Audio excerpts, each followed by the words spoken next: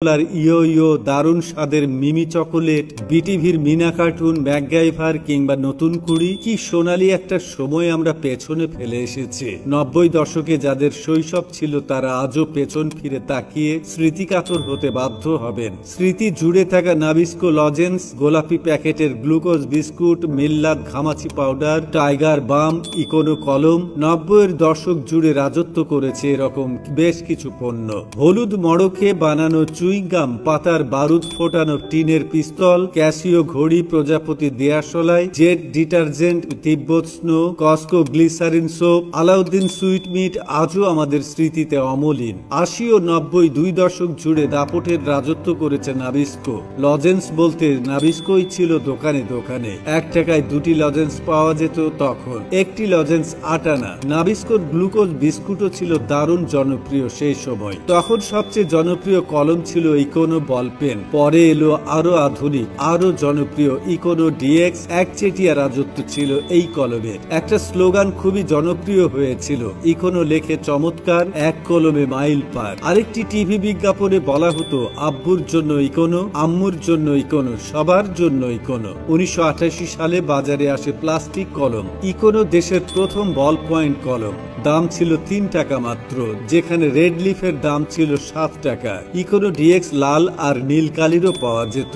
এখনো ইকোনোর কলম বাজারে পাওয়া যায়, তবে সেই ইকোনো ডিএক্স আর নেই। ছোটবেলার খেলনা বলতে লাটিমের কথাই মনে আসে বেশি। হঠাৎ ইয়ো ইয়ো নিয়ে এলো কোকা কোলা। দেশ জুড়ে আলোড়ন। জোড়া লাগানো দুটি গোল, দুটি চাকতির মাঝে লম্বা সুতা বাঁধা থাকতো ইয়ো ইয়োর। তা দিয়েই কত কর্ষক। কোকা কোলা বা স্প্রাইট বোতলের ছিপি খোলার পর ভেতরের পিঠে পিঠে খেলনাটির ছবি আঁকা থাকলে ফ্রি মিলত ইয়ো ইয়ো। দেশ জুড়ে ইয়ো ইয়ো খেলার প্রতিযোগিতাও হয়েছিল তখন। 90-এর দশকে ঘরে ঘরে ডিশ সংযোগ ছিল না। বিটিভি অ্যান্টেনা ঘোরালে কখনো কখনো ভারতের দূরদর্শন চ্যানেল দেখা মিলত।